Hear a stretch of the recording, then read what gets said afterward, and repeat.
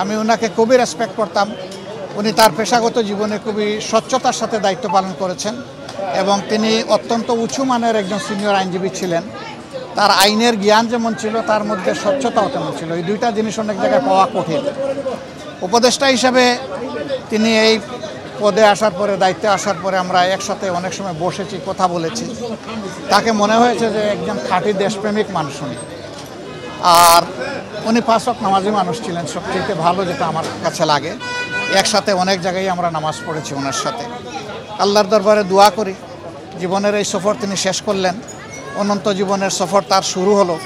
এই সফরে আল্লাহ তাআলা তার বান্দার প্রতি রহম করুন, তাকে আল্লাহ তাআলা ক্ষমা করুন, তাকে জান্নাতের মেহমান হিসাবে আল্লাহ কবুল করুন এবং তার প্রত্যেকটি মঞ্জিল এবং ঘাট আল্লাহ তাআলা তার জন্য সহজ করে দিন।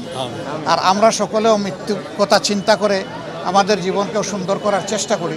এরকম দুনিয়ার সব কিছু সারফেসে থেকে যাবে, আমরা চলে যাব মাটির পেটে। তো মাটির পেটটা যেন আমাদের জন্য অনুকূল হয়, আদালতে আখেরাতে at the day of final judgement আমরা যাতে ভালো কিছু নিয়ে আল্লাহ তাআলার দরবারে দাঁড়াইতে পারি। আল্লাহ আমাদেরকে এই তৌফিক দান করুন। সবাইকে শুকরিয়া। আসসালামু আলাইকুম ওয়া রাহমাতুল্লাহ। সংস্কার প্রক্রিয়া চলছে, ওনার মৃত্যুতে সেটা কোনো বাধাগ্রস্ত হবে? আমি মনে করি বাধাগ্রস্ত হবে না, কারণ কোনো মানুষই আমরা ইনএভাইটেবল না। আমরা যাব, এই জায়গাটা আরও যোগ্যতা সম্পন্ন মানুষ দিয়ে আল্লাহ পূরণ করে দিন, সেটা দোয়া করি। জি, আসসালামু আলাইকুম।